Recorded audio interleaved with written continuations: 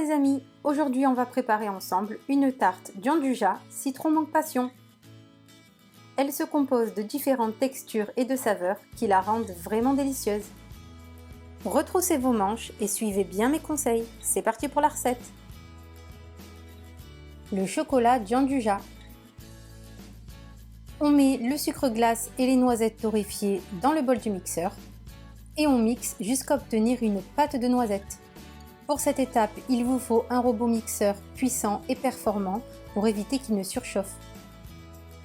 Si vous n'avez pas de robot, vous pouvez utiliser du chocolat d'Anduja tout près du commerce.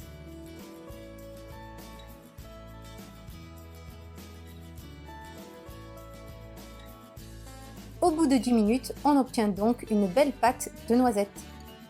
On y ajoute le chocolat au lait fondu et on mixe encore quelques secondes.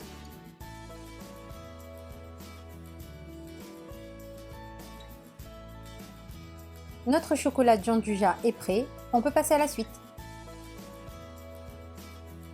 La ganache montée au d'Anduja.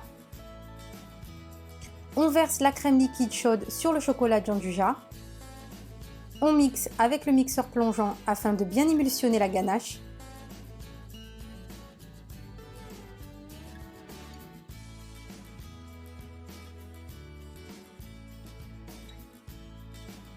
On la verse dans un récipient, on le recouvre de film alimentaire et on le place au frais toute la nuit.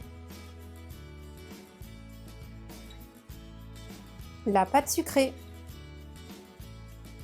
Dans le bol du KitchenAid mini de la feuille, on mélange le beurre et le sucre. Dès que la pâte est homogène, on ajoute l'œuf. On mélange encore quelques minutes en prenant soin de racler les bords. Puis on ajoute la farine tamisée avec le sel. Puis on donne rapidement 2-3 coups de feuille et on verse la pâte sur du papier cuisson.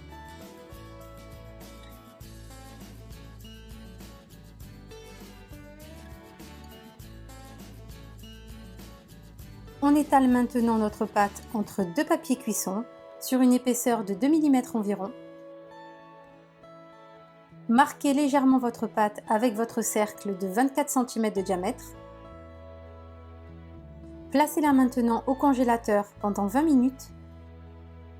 Découpez votre pâte à l'aide du cercle de 24 cm de diamètre. Enlevez l'excédent de la pâte. Piquez-la avec une fourchette et enfournez durant 20 à 25 minutes à 180 degrés.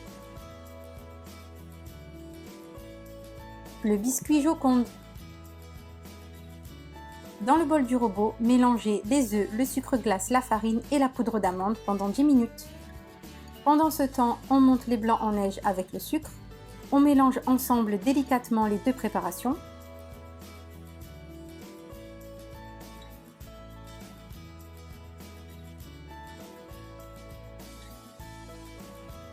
Et on termine en ajoutant le beurre fondu. Dressez le biscuit Joconde sur une plaque recouverte de papier cuisson dans le cercle de 22 cm de diamètre et on enfourne durant 10 minutes à 200 degrés. Le crumble au d'Anduja. Mélangez tous les ingrédients dans le bol du KitchenAid muni de la feuille. On obtient un mélange sablé. Versez le crumble sur une plaque recouverte de papier cuisson et on enfourne 30 minutes à 150 degrés. Une fois le crumble bien doré, on y ajoute le chocolat d'Anduja et on mélange.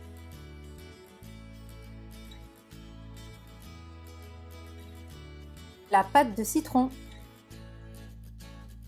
On fait blanchir nos citrons départ eau froide jusqu'à ce que les citrons soient bien tendres et on répète l'opération 5 fois.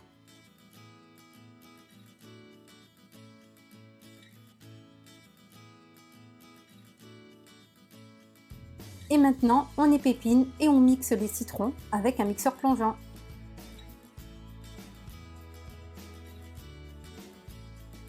Le montage de la tarte. On verse le crumble dans le cercle de 22 cm de diamètre. On l'aplatit avec le dos de la cuillère.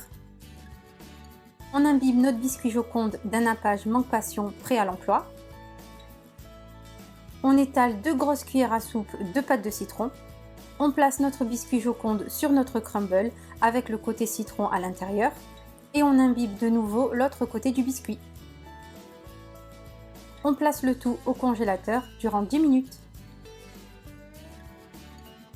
On vient maintenant fouetter notre ganache en chantilly. Dès qu'elle commence à monter, on ajoute le mascarpone. On obtient au final une ganache montée bien ferme. On poche un boudin de ganache dans un cercle de 22 cm de diamètre muni de papier rhodoïde. Puis on place notre biscuit Joconde et notre crumble sur notre ganache avant de placer le tout au congélateur pour la nuit. Le nappage façon rocher. Dans un récipient, on verse le chocolat au lait fondu ainsi que l'huile de pépins de raisin et on mixe avec le mixeur plongeant.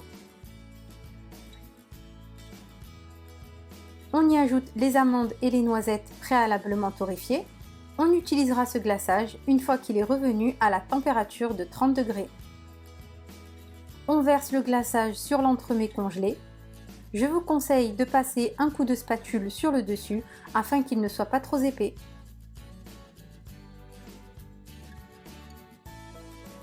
Posez ensuite votre entremets sur le fond de tarte.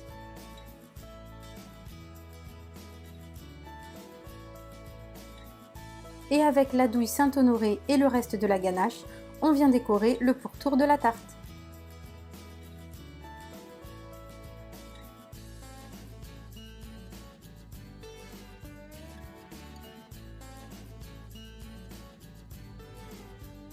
Et voilà le résultat, on obtient une belle tarte digne des grands chefs pâtissiers. Je compte sur vous pour épater vos invités avec ce délicieux dessert. Retrouvez toutes les infos utiles et la liste des ingrédients sous la vidéo. N'hésitez pas à m'envoyer vos tartes sur Instagram et sur Facebook. On se retrouve très vite. Merci et à bientôt!